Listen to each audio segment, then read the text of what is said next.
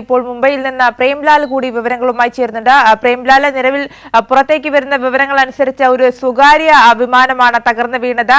അജിത് പവാർ ഈ വിമാനത്തിലുണ്ടായിരുന്നു, ഒപ്പം അദ്ദേഹത്തിന്റെ സുരക്ഷാ ഉദ്യോഗസ്ഥരടക്കം വിമാനത്തിലുണ്ടായിരുന്നു. എത്ര പേരാണ് ഈ വിമാനത്തിൽ ഉണ്ടായിരുന്നത് എന്നതിലൊരു കൃത്യമായ കണക്ക് പുറത്തേക്ക് വന്നിട്ടുണ്ടോ? എന്തായാലും നിലവിൽ ഈ വിമാനം കത്തിയമർന്നതിന്റെ ദൃശ്യങ്ങളടക്കമാണ് ഇപ്പോൾ പുറത്തെത്തുന്നത്.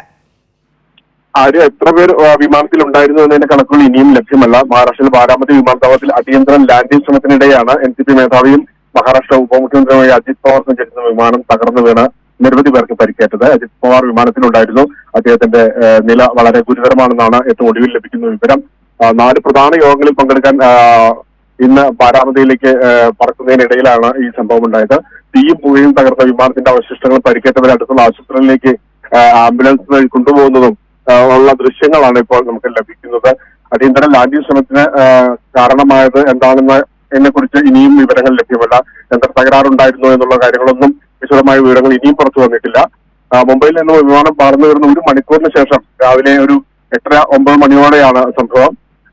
തദ്ദേശ സ്വയംഭരണ സ്ഥാപനങ്ങളിലേക്കുള്ള തെരഞ്ഞെടുപ്പിന് മുന്നോടിയായി റാലികളെ അഭിസംബോധന ചെയ്യാൻ NCP മേധാവി ബാരാമതിയിലേക്ക് പോവുകയായിരുന്നു.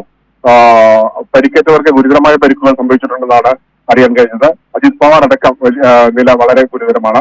കൂടുതൽ വിവരങ്ങൾ ഇനിയും ലഭ്യമായിട്ടില്ല.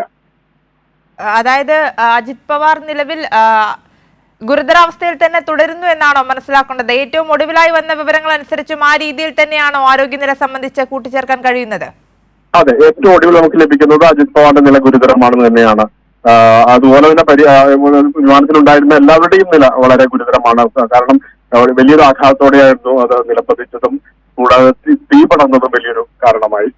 എന്തായാലും അടുത്ത നിമിഷങ്ങളിൽ എന്തെങ്കിലും ആശുപത്രിയിൽ നിന്ന് വേണം നമുക്ക് അതിന്റെ വിവരങ്ങൾ ലഭിക്കുവാനായിട്ട്.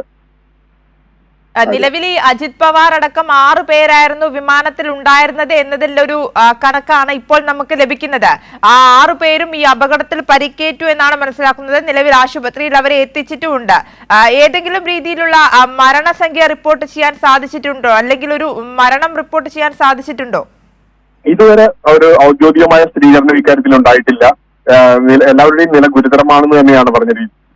നമുക്കറിയാൻ കഴിയുന്നത് ആശുപത്രി വൃത്തങ്ങളിൽ നിന്ന് മരണം ഇതുവരെ ഒന്നും സ്ഥിരീകരിച്ചിട്ടില്ല. എല്ലാവരുടെയും നില ഗുരുതരമാണ്. ഏതാനും മണിക്കൂറൊക്കെ ഒരുപക്ഷെ വിവരങ്ങൾ നമുക്ക് ആശുപത്രി വൃത്തങ്ങളിൽ നിന്ന് തന്നെ അതിന്റെ ഔദ്യോഗികമായ വിവരങ്ങൾ ലഭിക്കേണ്ടതുണ്ട്.